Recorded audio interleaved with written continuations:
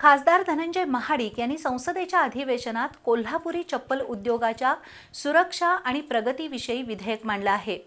त्यातून कोल्हापूरची ओळख असलेल्या कोल्हापुरी चप्पलसह चर्मकला जतन करण्यासाठी खासदार महाडिक यांचा प्रयत्न आहे।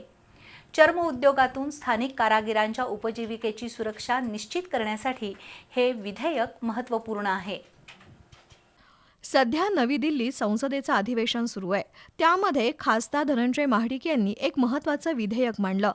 Kolhapuri leather craft preservation and livelihood security bill या नावानं मांडलेल्या या विधेयकातून पारंपरिक चर्म उद्योगाला सुरक्षा, स्थिरता आणि प्रोत्साहन देण्याचा उद्देश आहे। खासदार महाडिक यांनी राज्यसभेत हे विधेयक सादर करून कोल्हापुरी चप्पल आणि अन्य चर्म उत्पादनांचा प्रचार आणि विकास करणं, पारंपरिक कलेचं जतन आणि संरक्षण करणं आणि या क्षेत्रात काम करणाऱ्या नोंदणीकृत कामगारांच्या रोजगाराची सुरक्षा अबाधित ठेवणं हा हेतू असल्याचं स्पष्ट केलं। कोल्हापुरी चप्पल जगभर प्रसिद्ध आहे। याशिवाय विविध प्रकारच्या चर्म उत्पादनांनाही वाढती मागणी आहे। अशा परिस्थितीत खासदार धनंजय महाडिक यांनी संसदेत सादर केलेलं विधेयक अत्यंत महत्त्वपूर्ण आहे।